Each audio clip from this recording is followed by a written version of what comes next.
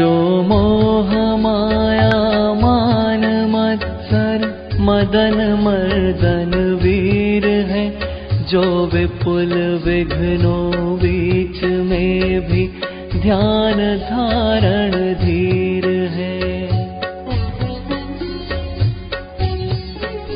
जो तरण तारण भव निवारण भव जलधि के तीर है, वे वंदनीय जिनेश तीर्थंकर स्वयं महावीर है।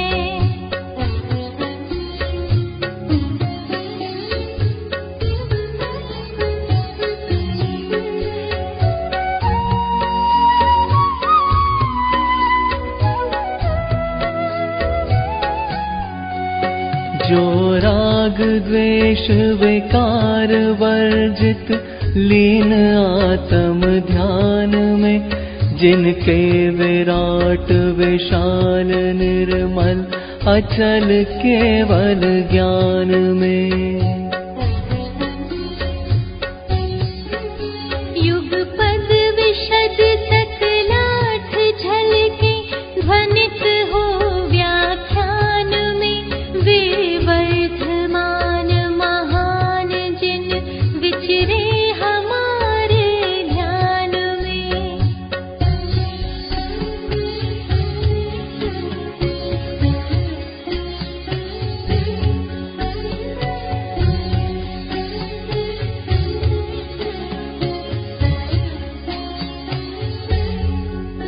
जिनका परम पावन चरित जल निधि समान अपार है, जिनके गुणों के कथन में गणधर न पावे पार है।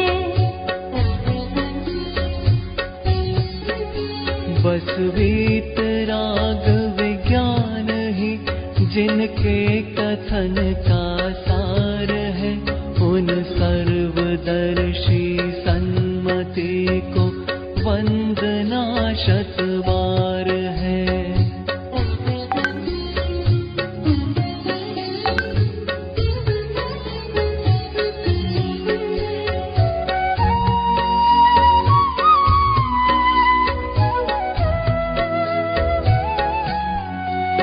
जिनके विमल उपदेश में सबकी उदय की बात है, समभाव समता भाव जिनका जगत में विख्यात है।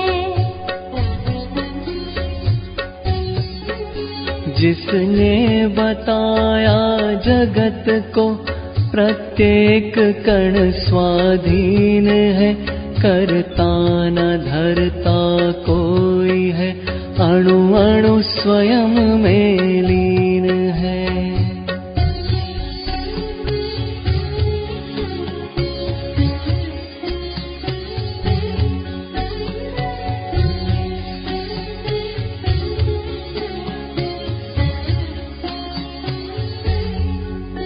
आत्म बने परमात्मा हो शांति सारे देश में, है देशना सर्वोदयी महावीर के संदेश में। है देशना सर्वोदयी महावीर के संदेश में।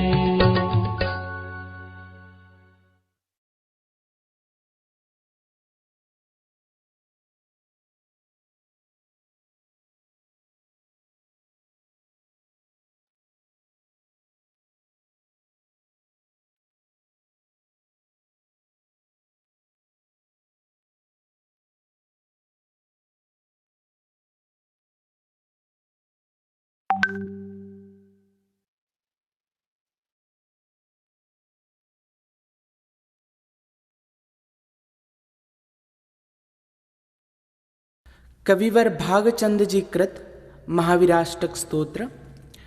यदि ये चैतन्ये मुकुर इव भावाश्चिदचिता समं भान्ति विद्रव्यव्ययजनिलसन्तोऽन्तरहिता जगत्साक्षी मार्गप्रकटनपरो भानुरिवयो महावीरस्वामी नयनपथगामी भवतु न अताम्रं यच्चक्षुः कमलयुगलं स्पन्दरहितं जनान् कोपापायं प्रकटयति वाभ्यन्तरमपि स्फुटं मूर्तिर्यस्य प्रशमितमयी वाति विमला महावीरस्वामी नयनपथगामी भवतु न नमन्नाकेन्द्राली मुकुटमणिभाजालजटिलं लसत्पादाम्भोजद्वयमिह यदीयं तनुभृतां भवज्ज्वालाशान्त्यै प्रभवति जलं वा स्मृतमपि महावीरस्वामी नयनपथगामी भवतु न यदर्चाभावेन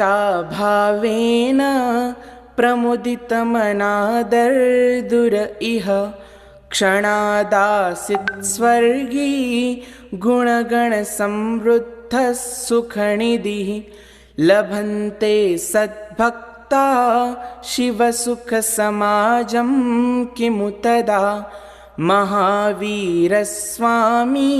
नयनपथगामी भवतु न कनत्स्वर्णाभासोऽप्यपगततनुर्ज्ञाननिवहो विचित्रात्माप्येको नृपतिवरसिद्धार्थतनयः अजन्मापि श्रीमान् विगतभवरागोद्भुतगतिः महावीरस्वामी नयनपथगामी भवतु नः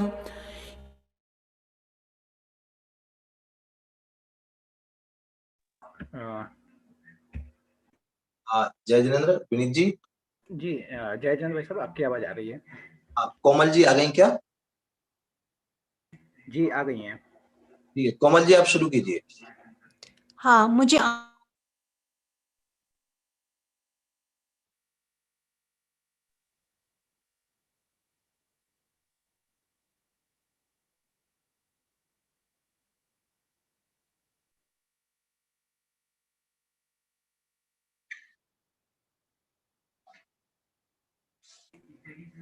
जय जिनेंद्र, आपका माइक म्यूट है, आप अनम्यूट कीजिए।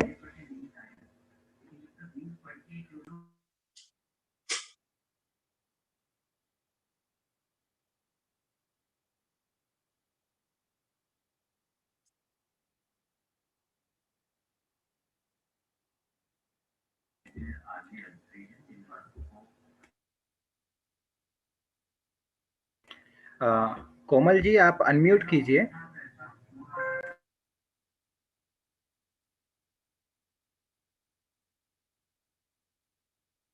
भाई साहब भी जुड़ चुके हैं ना? वीर सागर जी भाई साहब अभी नहीं जुड़े हैं और कोमल जी का शायद नेटवर्क प्रॉब्लम है। चलिए, जब तक मैं महावीराष्टक का पाठ जो है वो प्रारंभ कर रहा हूँ हिंदी में। एक मिनट। हाँ चल। जो अपना संस्कृत का महावीराष्टक जो कविवर भागचंद जी ने लिखा है उसका हिंदी में पद्यानुवाद बहुत बढ़िया भाई साहब ने किया है, डॉक्टर वीर सागर जी ने। तो उसका जब तक लाभ लेते हैं। जिनके चेतन में दर्पणवत सभी चेतना चेतन भाव युग पद झलके अंत रहित हो उत्पाद व्ययात्मक भाव। विनीत जी आप स्क्रीन पर भी दिखा दीजिए इसको। जगत साक्षी शिव मार्ग प्रकाशक जो है मानो सूर्य समान वे तीर्थंकर महावीर प्रभु मम ही आवे नयन द्वार जिनके लोचन कमल लालिमा रहित और चंचलताहीन, समझाते हैं भक्त जनों को बाह्याभ्यंतर क्रोध विहीन। जिनकी प्रतिमा प्रकट शांतिमय और अहो है विमल अपार, वे तीर्थंकर महावीर प्रभु मम ही आवे नयन द्वार। नमते देवों की पंक्ति की मुकुटमणि का प्रभा समूह, जिनके दोनों चरण कमल पर झलके देखो जीव समूह। सांसारिक ज्वाला को हरने जिनका स्मरण बने जलधार, वे तीर्थंकर महावीर प्रभु मम ही आवे नयन द्वार। जिनके अर्चन के विचार में मेंढक भी जब हर्षितवान, क्षण भर में बन गया देवता गुण समूह और सुख निधान। तब अचरज क्या यदि पाते हैं सच्चे भक्त मोक्ष का द्वार, वे तीर्थंकर महावीर प्रभु मम ही आवे नयन द्वार। तप्त स्वर्ण सा है तन फिर भी तन विरहित जो ज्ञान शरीर, एक रहे होकर विचित्र भी सिद्धार्थ राजा के वीर। होकर भी जो जन्म रहित हैं श्रीमन फिर भी न राग विकार, वे तीर्थंकर महावीर प्रभु मम ही आवे नयन द्वार। जिनकी वाणी रूपी गंगा नय लहरों से हीन विकार, विपुल ज्ञान जल से जनता का करती है जग में स्नान। अहो आज भी इससे परिचित ज्ञानी रूपी हंस अपार, वे तीर्थंकर महावीर प्रभु मम ही आवे नयन द्वार। तीव्र वेग भुवन का जेता काम योद्धा बड़ा प्रबल, वह कुमार में जिनने जीता उसको केवल निज के बल, शाश्वत सुख शांति के राजा बनकर जो हो गए महान, वे तीर्थंकर महावीर प्रभु मम ही आवे नयन द्वार। महामोह आतंक शमन को जो है आकस्मिक उपचार, निरपेक्ष बंधु है जग में जिनकी महिमा मंगलकार। भव भय से डरते संतों को शरण तथा वर गुण भंडार, वे तीर्थंकर महावीर प्रभु मम ही आवे नयन द्वार। महावीराष्टक के स्तोत्र को भाग भक्ति से कीन, जो पढ़ ले अथवा सुने परम गति वह लीन। अभी हमने आपके सामने जो संस्कृत का महावीराष्टक कविवर भागचंद जी ने लिखा है, जिनकी 200वीं जन्म जयंती अभी एक आध हफ्ते पहले ही निकली है, उसका बहुत सुंदर हिंदी में पद्यानुवाद भाई साहब डॉक्टर प्रोफेसर वीर सागर जी भाई साहब ने किया है। इसको पढ़कर के जो मूल संस्कृत का जो है बिल्कुल वैसा का ही वैसा उन्होंने हिंदी में इसको कर दिया है, और अभी भाई साहब इसका अर्थ बताने वाले हैं। तो निश्चित रूप से संस्कृत का जो समझ लो महावीराष्टक है वो भी हमको हिंदी की भांति ही प्रतीत यहाँ पर हो जाएगा। कोमल जी जुड़ चुके हैं कि मनीष जी? हाँ जी जी मेरी आवाज आ रही है क्या? आ रही है।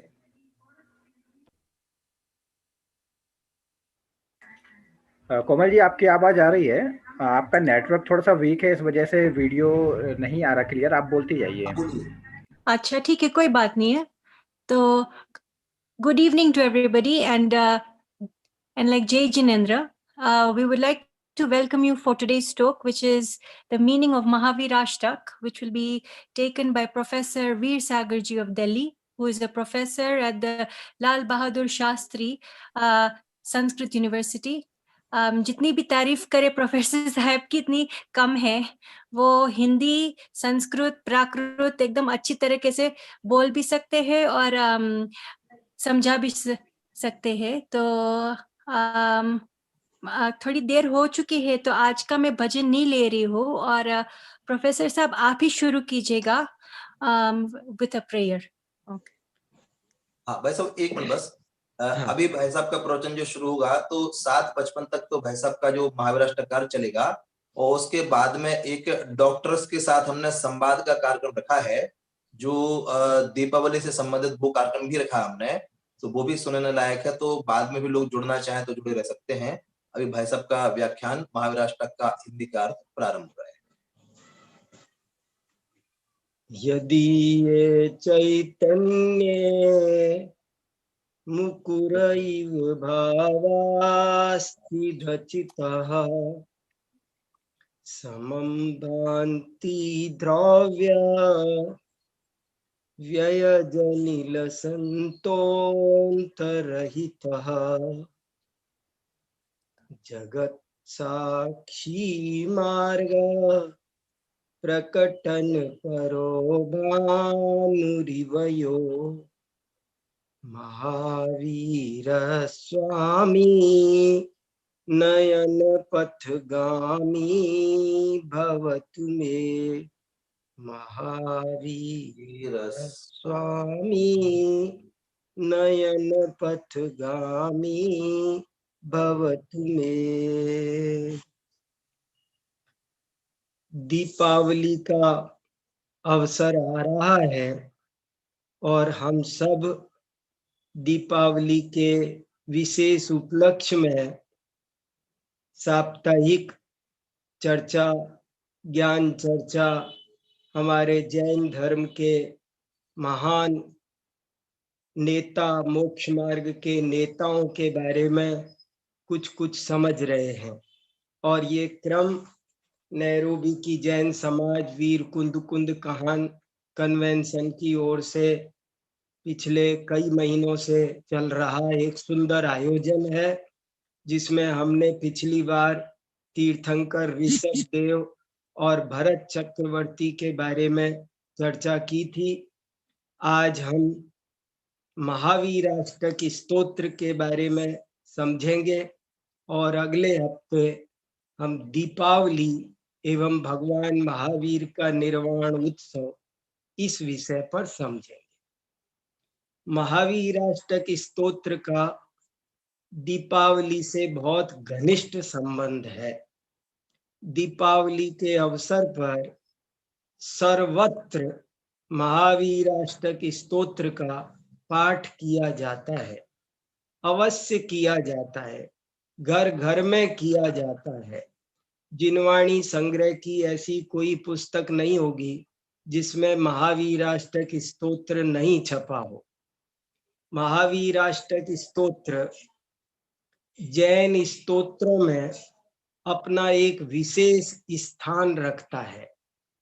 जैन धर्म में 1000 संस्कृत स्तोत्र पाए जाते हैं, ऐसा डॉक्टर नेमीचंद शास्त्री ज्योतिषाचार्य ने गणना करके बताया है। लेकिन उन 1000 संस्कृत स्तोत्रों में महावीराष्टक स्तोत्र अपना अलग ही सौंदर्य बनाए हुए है। उसका एक कारण तो ये है कि और स्तोत्र बड़े बड़े बहुत हैं। भक्तामर स्तोत्र 48 छंदों का है, स्वयंभू स्तोत्र 142 छंदों का है, और भी सब स्तोत्र करीब करीब बड़े बड़े हैं। ये स्तोत्र केवल 8 छंदों का है। दूसरी क्वालिटी इसकी ये है कि इसमें दार्शनिकता बहुत कूट कूट कर भरी हुई है। ऐसी फिलॉसफी आपको दूसरे स्तोत्रों में बहुत कम मिलेगी। छोटा होते हुए भी इसमें केवल ज्ञान का स्वरूप कैसा होता है और क्या जिनवाणी का स्वरूप है, क्या जिनेंद्र भक्ति का स्वरूप है, क्या भगवान का स्वरूप है। एक एक श्लोक, 8 श्लोक हैं, लेकिन 8 श्लोक बहुत ही अद्भुत हैं। इस स्तोत्र की रचना पंडित भागचंद जी ने की है, जिनकी अभी हम 4 दिन पहले ही 200वीं जन्म जयंती मना कर चुके हैं। पंडित भागचंद जी का जन्म, भागचंद जी का परिचय ही नहीं मिलता था। वे बहुत ही सामान्य परिवार से थे, निर्धन स्थिति थी और उनका कोई विशेष परिचय मिलता ही नहीं है। मैंने अनेक किताबें खोजी, फिर भी मुझे नहीं मिला। आखिरकार मुझे एक तीर्थंकर पत्रिका में एक पंडित कोई विरधी चंद जी हुए हैं, उनका क्षमा भावाष्टक मिल गया और उस क्षमा भावाष्टक में थोड़ा सा परिचय भागचंद जी का दिया हुआ था। उसके आधार से मैंने उनका परिचय लिखा है और वो आप सबको मैंने ग्रुप पर भी आज शेयर किया है। आप उसको पढ़ेंगे तो उनके बारे में सब विस्तार से पता चलेगा। कार्तिक कृष्णा तृतीया विक्रम संवत 1877 को मध्य प्रदेश में, भारत के मध्य प्रदेश राज्य में एक गुना नाम का जिला है। उस गुना जिले में एक ईसागढ़ नाम का छोटा सा गांव है। उस छोटे से गांव में उनका जन्म हुआ था। बाद में वे बहुत बड़े पंडित जी बने, वेदी प्रतिष्ठा, पंच कल्याणक आदि भी कराने लगे, ऐसा हमने सुना है, लेकिन हमको कुछ प्रमाण उनके नहीं मिले। लेकिन विद्वान बहुत उच्च कोटि के थे, क्योंकि उन्होंने और जो ग्रंथ लिखे हैं, उन्होंने अच्छे अच्छे भजन लिखे हैं। एक महावीराष्टक स्तोत्र ही उन्होंने नहीं लिखा है। जैसे मानतुंग आचार्य का हमको एक ही चीज मिलती है, भक्तामर स्तोत्र, ऐसे इनकी एक ही चीज नहीं मिलती है, बल्कि इसके अलावा उनके सैकड़ों बहुत गहरे आध्यात्मिक भजन मिलते हैं। उपदेश सिद्धांत, रत्नमाला आदि कई ग्रंथ मिलते हैं। एक ग्रंथ तो न्याय पर लिखा है, प्रमाण परीक्षा, एक बहुत सुंदर विद्यानंद आचार्य का ग्रंथ है, 1200 साल पुराना। उन्होंने इसकी भी हिंदी भाषा में वचनिका की है। इससे सिद्ध होता है कि वे बहुत उच्च कोटि के दार्शनिक थे, नैयायिक थे, तार्किक थे। और वे भागचंद जी एक बार तीर्थ यात्रा करने के लिए राजस्थान के सुप्रसिद्ध तीर्थ क्षेत्र श्री महावीर जी भी गए थे। श्री महावीर जी में जब उन्होंने दर्शन किए तो दर्शन करके उन्होंने वहीं उस मंदिर में इस महावीराष्टक स्तोत्र की रचना की है। महावीर जी एक प्रकार से मेरा जन्म स्थान है, इसलिए भी मुझे इससे कुछ विशेष लगाव हो गया। और मैंने इस स्तोत्र का आज से 31 वर्ष पहले सन 1889 में दीपावली के अवसर पर ही ये पद्यानुवाद किया था, आज से 31 इयर्स पहले। और वो स्तोत्र, वो पद्यानुवाद मैं अभी पिछले वर्ष लॉस एंजल्स में जो जैना कन्वेंशन हुआ, वहां पर भी सब लोगों को सुना कर आया। तो आज मेरा मन हुआ कि आपको उस पद्यानुवाद को, उस महावीराष्टक स्तोत्र को आपको भी सुनाऊं। ये बहुत ही अच्छा है। मैंने एक बात और देखी कि महावीराष्टक स्तोत्र को पढ़ते तो बहुत लोग हैं, सब जिनवाणी संग्रहों में छपा भी मिलता है, लेकिन पढ़ते समय इसके अर्थ का भाव भाषण होना बहुत आवश्यक है, और वो बहुत कम लोगों को होता है। इसलिए मैंने ये पद्यानुवाद विशेष रूप से किया कि पढ़ते समय ही हमें इसके अर्थ का भाव भाषण होना चाहिए। तो बातें तो बहुत सारी है, मैं यदा कदा इस स्तोत्र को सुनाता रहता हूँ, इसमें गहराइयां भी बहुत सारी है। 8 श्लोकों को समझाने के लिए हमें करीब करीब 8 कक्षाओं की जरूरत तो है ही, लेकिन फिर भी हमारे पास जितना समय है उसमें मैं आपको इसका थोड़ा सा रसास्वादन कराने की कोशिश करता हूँ, ताकि अब जब दीपावली आएगी और आप इसे पढ़ेंगे तो आपको इसका 100% लाभ हो, यही मेरी भावना है। तो मैंने आपको भेजा है, अभी आपने इसका पाठ किया है, आप उसको देखते चलेंगे और हम इसका अर्थ लगाते चलेंगे और इसकी जो दर्शन की गहराइयां हैं उनमें गोते लगाते चलेंगे। तो चलिए हम प्रारंभ करते हैं बिना किसी और अधिक भूमिका की बातों के। देखिए, पहला जो छंद है उसे मैंने अभी संस्कृत में मंगलाचरण के रूप में पढ़ा था, और संस्कृत का तो है ही, उसके साथ में ये हिंदी का भी आप देखते चलिए। हिंदी के अनुवाद में जैसा अभी संजय जी ने कहा, ये बहुत सावधानी रखी गई है कि अपनी तरफ से कुछ भी एक मात्रा भी नहीं कही जाए, जैसा लिखा है वैसा का वैसा ही अनुवाद हो जाए। बहुत कोशिश की है, ये अनुवाद बहुत सावधानी से करने की कोशिश की है, भाव में फर्क ना पड़े, तो आप वो भी देखते चलिए और इसका आनंद लीजिए। चलिए, मैं पहले श्लोक का हिंदी पद्यानुवाद पढ़ता हूं।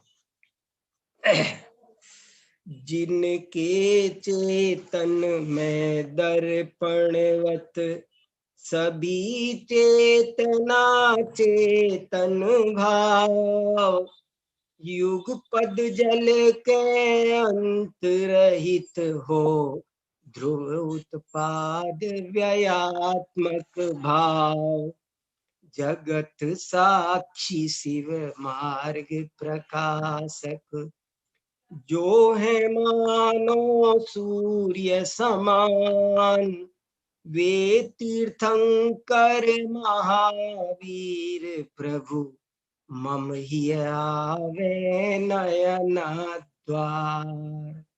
देखिए, एक तो ये कि इसमें जो मम ही भी लिखा है और हम ही भी लिखा है, मम के बाद ब्रैकेट में हम लिखा है।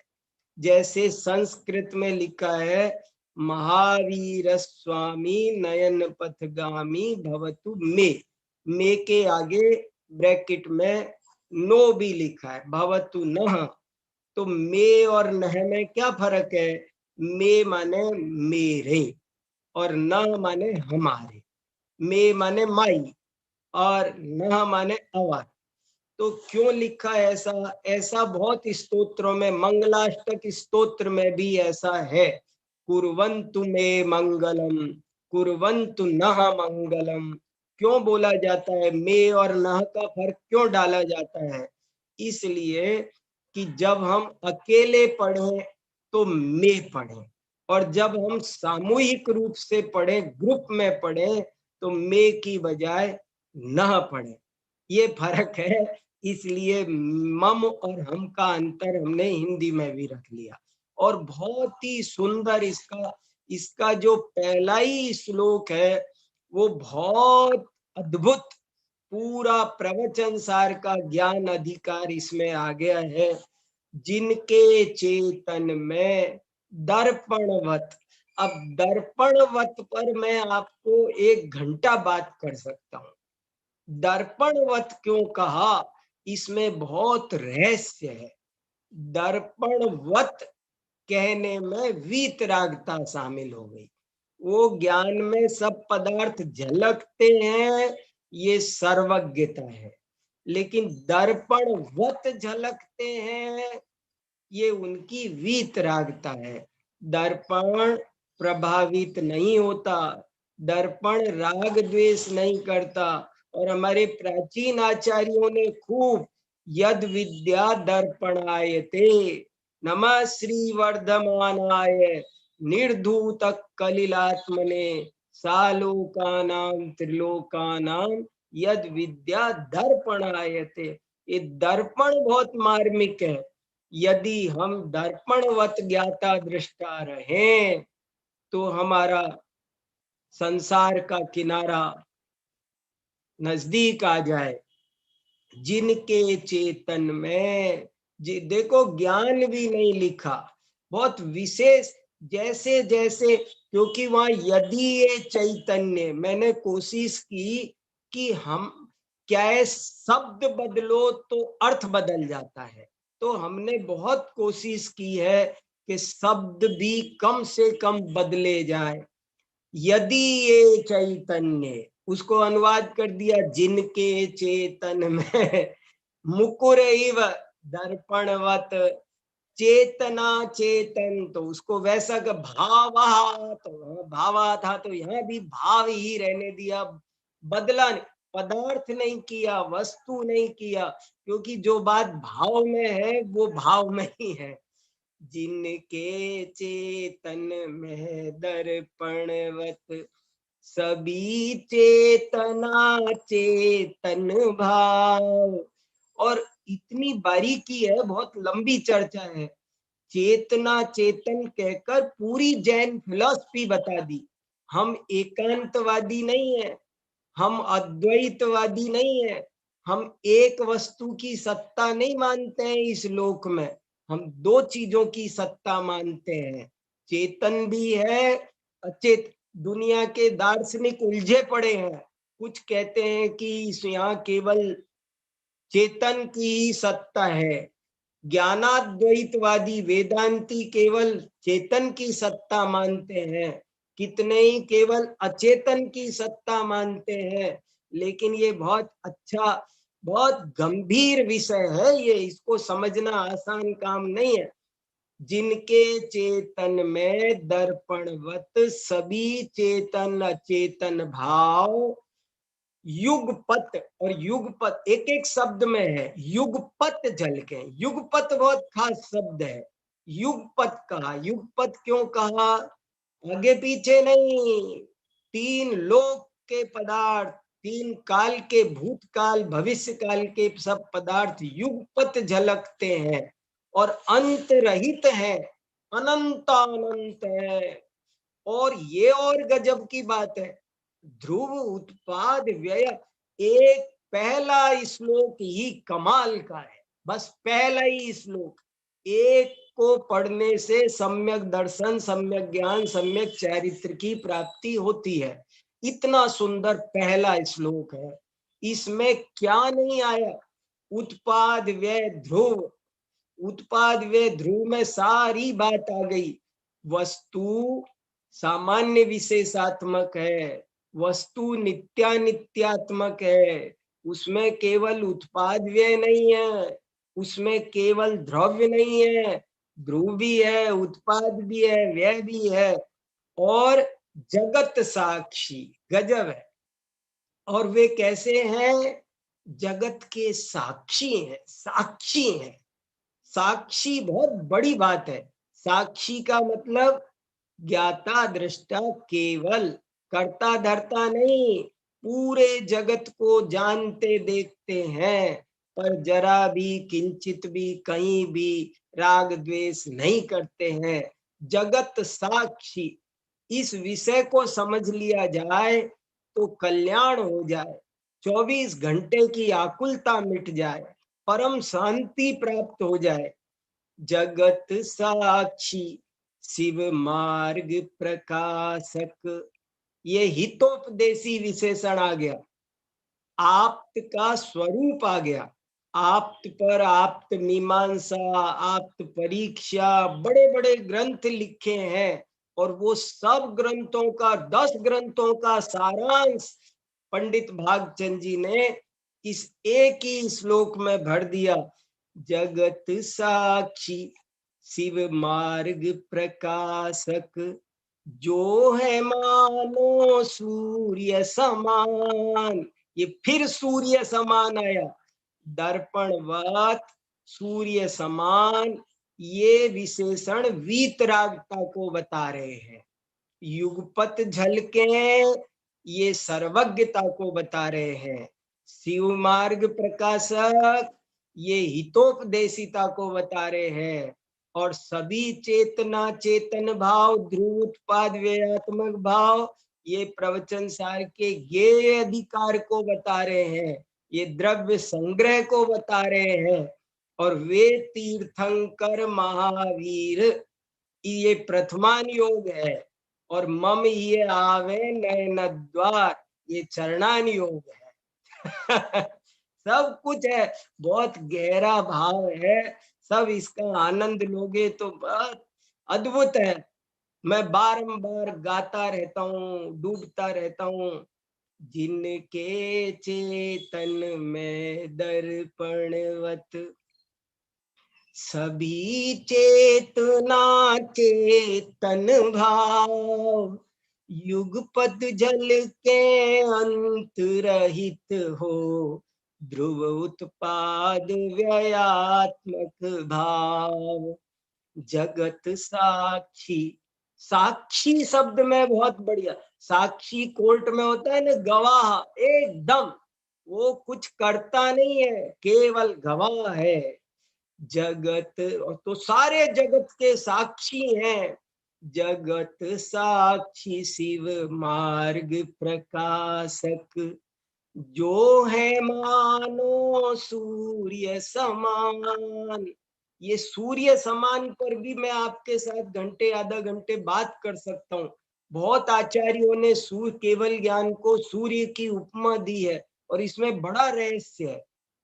और शिव मार्ग प्रकाशक के साथ में सूर्य समान लगाया, ये उनके वक्तापना कैसा है। जैसे सूर्य चाहे राजा का महल हो, चाहे रंक की झोपड़ी हो, अमीर हो गरीब हो, हिंदू हो मुसलमान हो, हिंदुस्तानी पाकिस्तानी, कोई भेदभाव नहीं करता, सबको प्रकाशित करता है, सबको रोशनी देता है। ऐसे ही अच्छा वक्ता वो है जो श्रोताओं में भेदभाव नहीं करता, सभी श्रोताओं को समान भाव से शिव मार्ग का, मोक्ष मार्ग का उपदेश देता है। देखो गजब की बात है, बहुत गजब की। मुझे आगे बड़ा पूरा दिखाई दे रहा है इसलिए नहीं बता सकता, पर आगे इस चौथी लाइन में और एक विशेष मर्म है, वो बताता हूं। वे तीर्थंकर महावीर प्रभु मम ही आवे नयन द्वार। नयन द्वार माने नयनों के दरवाजे से, द्वार मीन्स गेट।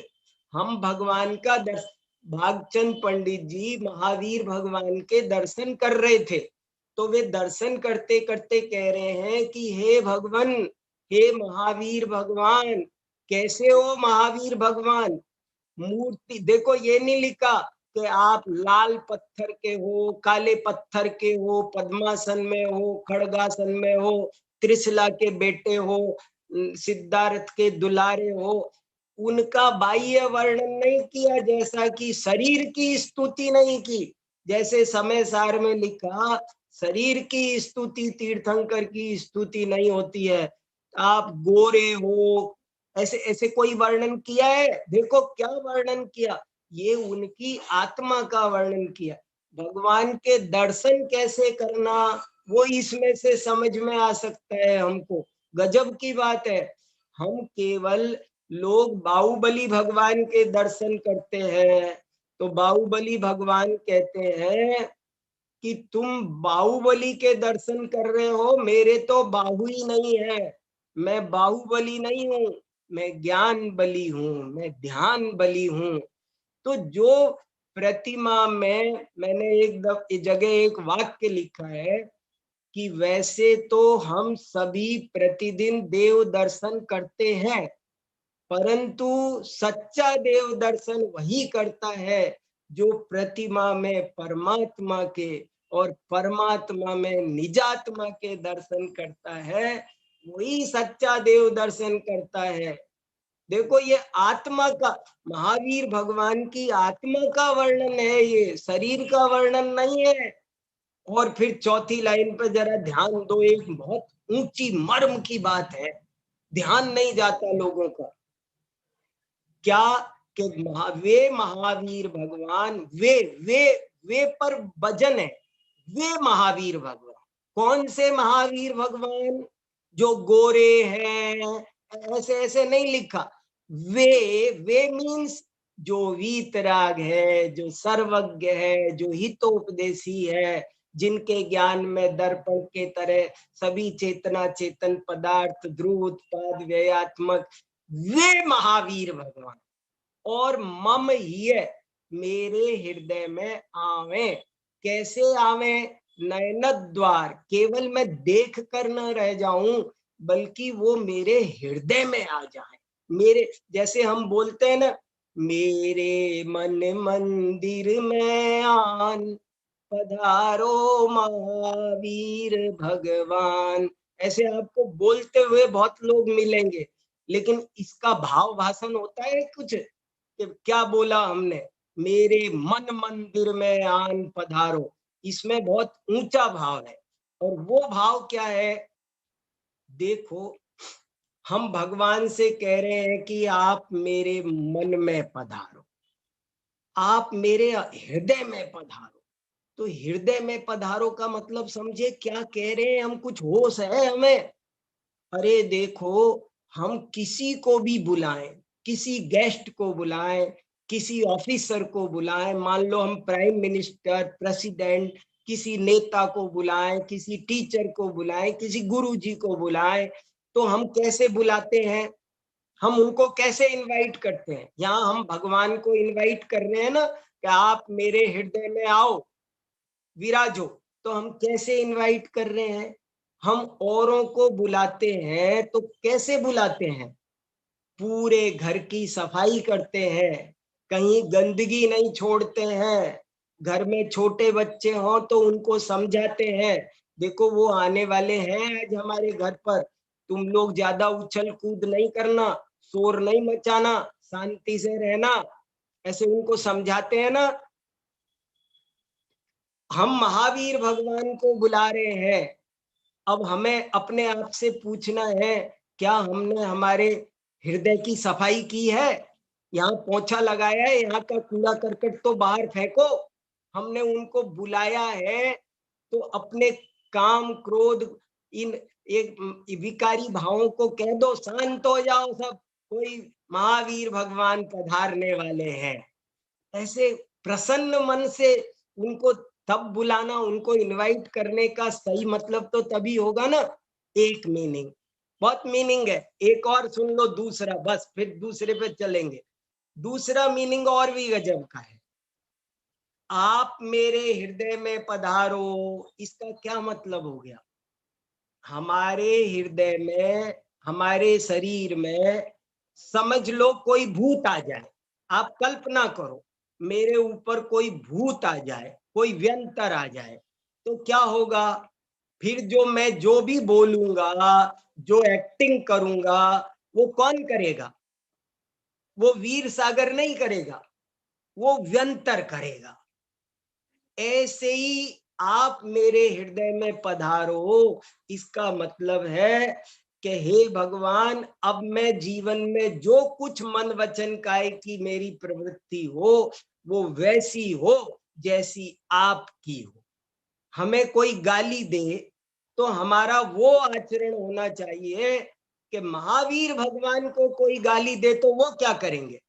हम मुनि महाराजों को कहते हैं आप हमारे विराजो, तो उनको आहार न मिले तो वो क्या करते हैं? वे चलते हैं तो कैसे चलते हैं? वे बोलते हैं तो कैसे बोलते हैं? कोई उनका अपमान करे तो वो क्या करते हैं? बस वही हमें करना है।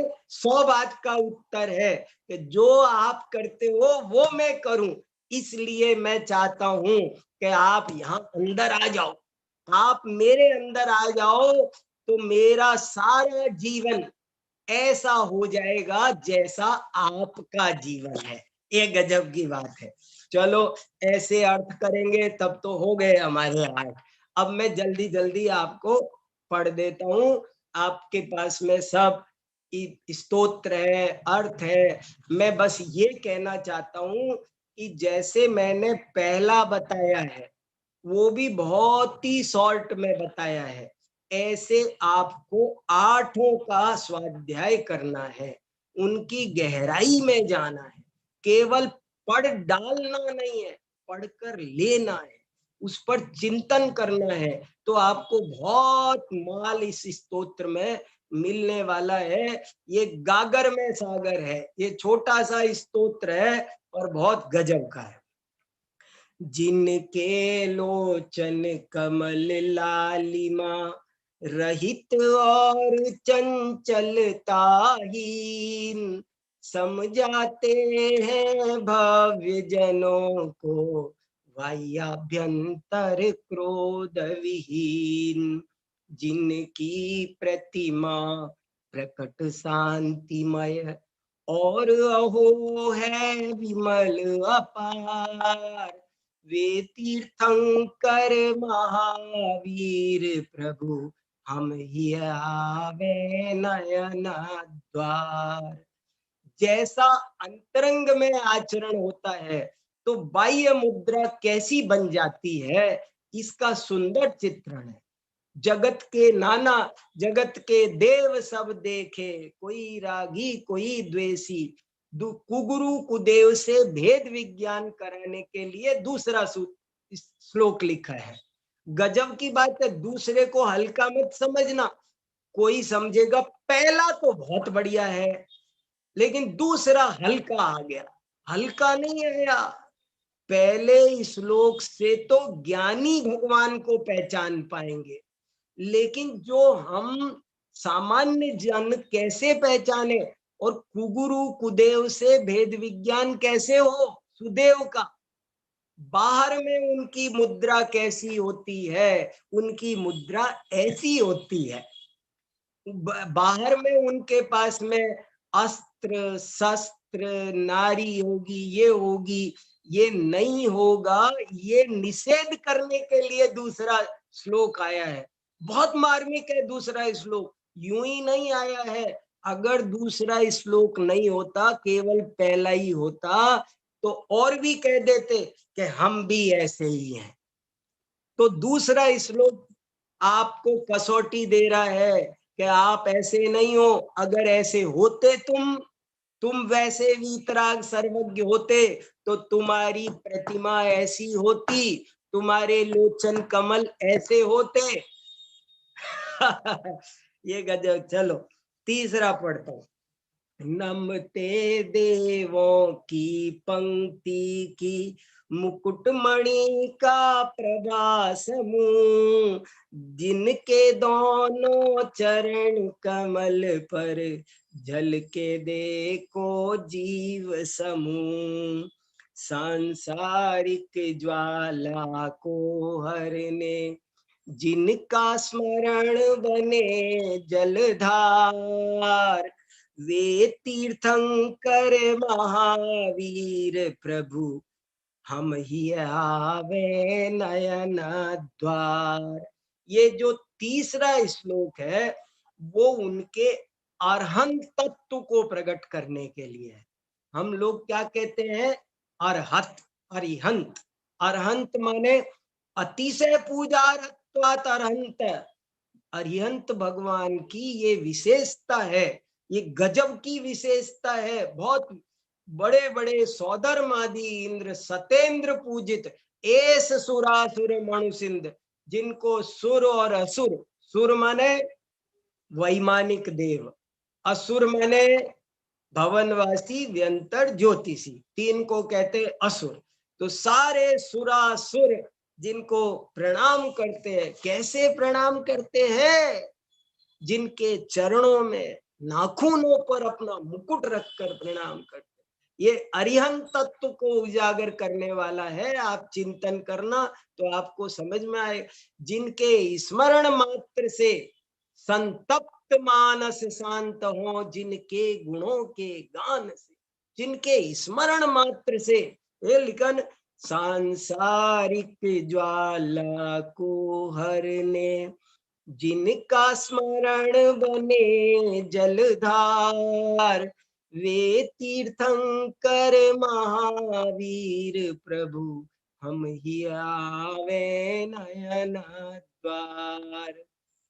अगला, जिनके अर्चन के विचार से, मेंढक भी जब हर्षितवान,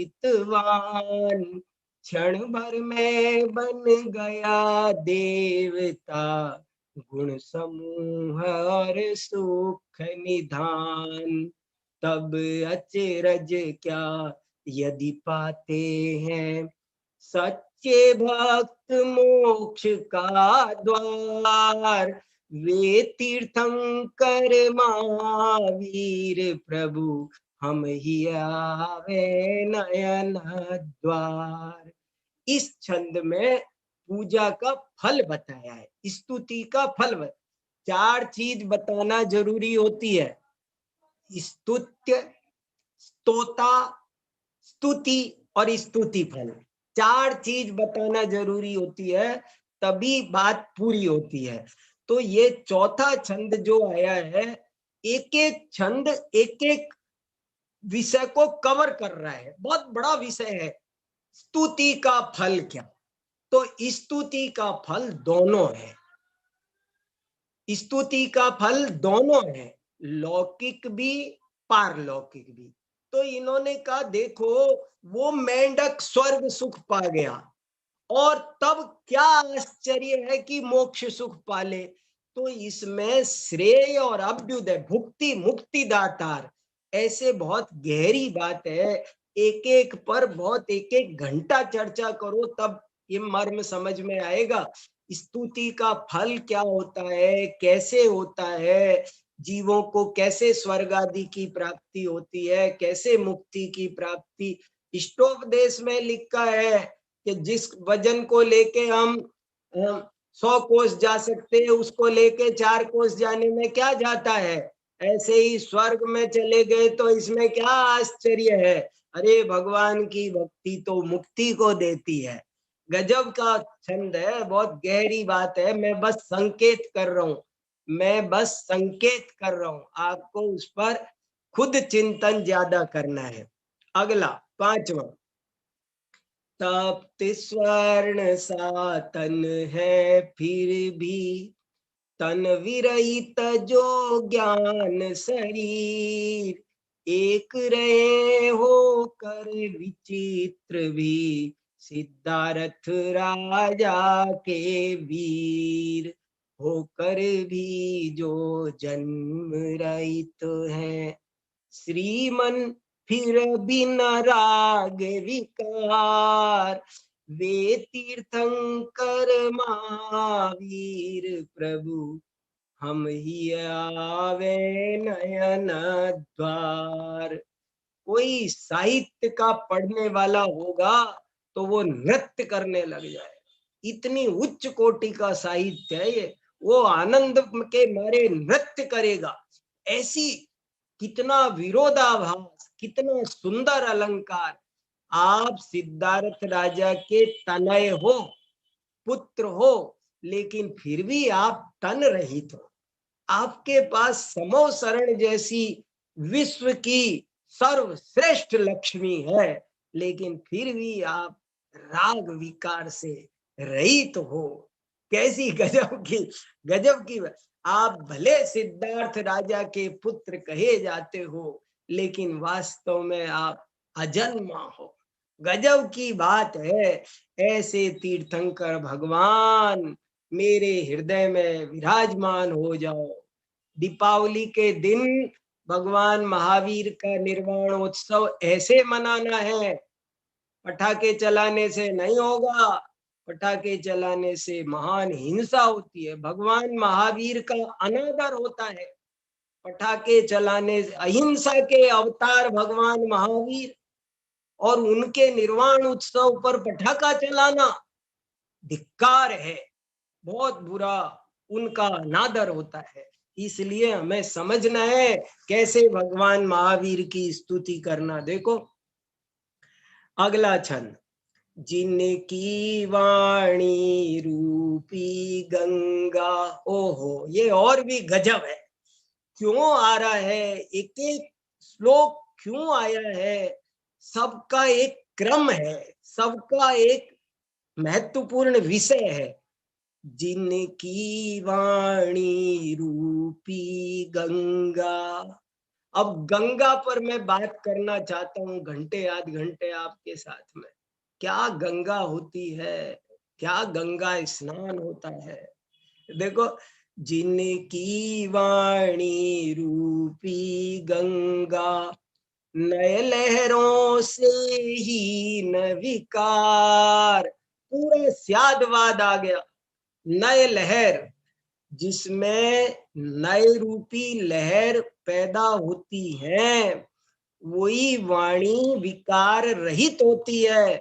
जिसमें नए रूपी लहरें नहीं उठती है, वो पानी गंदा है, सड़ा हुआ है, बदबू मारता है, पास खड़े होने लायक नहीं है। जिनकी वाणी रूपी गंगा, नए लहरों से ही न विकार। विपुल ज्ञान जल से जनता का, करती है जग में स्नान। ये जनता शब्द बहुत मार्मिक है। किसका किसका, वही सूर्य समान कान। जनता माने आम पब्लिक, हर व्यक्ति। जनता में केवल मनुष्य ही नहीं आएंगे, जीव मात्र आएंगे। जनता माने जीव मात्र, ये एक विशेष बात है। आजकल जनता शब्द के अर्थ में हम केवल मनुष्य मात्र लेते हैं, पर जनता शब्द का ओरिजिनल अर्थ है जीव मात्र, प्राणी मात्र का भला करती है। कैसे करती प्राणी मात्र का? पंडित टोडरमल जी ने कहा कि जैसे वो हमसे कहती है आप पानी छान कर पियो, तो आपका भी भला कर दिया और जल का एक जीवों का भी भला कर दिया, उनका भी भला कर दिया। देखो, ऐसे सबका भला करने वाली जिनवाणी है, और वही असली गंगा है, और वो नए लहरों के कारण विकार रहित है। और जिनकी वाणी रूपी गंगा, नए लहरों से हीन विकार। विपुल ज्ञान जल से जनता का, करती है जग में स्नान। अहो आज भी इससे परिचित, ज्ञानी रूपी हंस अपार। वे तीर्थंकर महावीर प्रभु, हम ही आवे नयन द्वार। ये अहो आज भी कहकर बहुत इंपॉर्टेंट बात कही है। बहुत से लोग कहते हैं सब ठीक है सब, पर अब आज तो कुछ नहीं हो सकता, अब तो जमाना खराब है। उनकी इस शल्य को दूर करने के लिए इदानीमप्येषा, आज भी वैसी ही पवित्र है। आज भी हम वैसा ही आत्म कल्याण कर सकते हैं जैसा हम भगवान महावीर के साक्षात विद्यमान होने के समय कर सकते थे। वैसा कल्याण हम आज भी कर सकते हैं। ऐसा उत्साह जगाने के लिए, आत्म बल विकसित करने के लिए कहा आज भी। एक गजब की बात है, बहुत इंपॉर्टेंट शब्द है। अगला, तीव्र वेग त्रिभुवन का जेता, काम योद्धा बड़ा प्रबल। वह कुमार में जिनने जीता, उसको केवल निज के बल। शाश्वत सुख शांति के राजा, बनकर जो हो गए महान। वे तीर्थंकर महावीर प्रभु, हम ही आवे नयन द्वार। बहुत अद्भुत चीज है, सारा जगत काम के वशीभूत है, लेकिन हे भगवान महावीर, आपने उस काम पर विजय प्राप्त की। कैसी वीरता है, ये वीरता तो देखो आप, महावीर भगवान ने सारी दुनिया को दिखा दिया कि वीरता किसे कहते हैं। वीरता की परिभाषा ही लोग नहीं जानते, क्या होती है वीरता। दुनिया को जीतने का नाम वीरता नहीं है, दूसरों को जीतना, वो भी हथियारों के बल पर। आप हथियारों के बल पर किसी को हरा तो सकते हो दोस्त, जीत नहीं सकते। जीतने के लिए तो अहिंसा चाहिए। चलो, गजब है। अगला, महामोह आतंक समन को जो है आकस्मिक उपचार, निरापेक्ष बंधु है जग में जिनकी महिमा मंगलकार।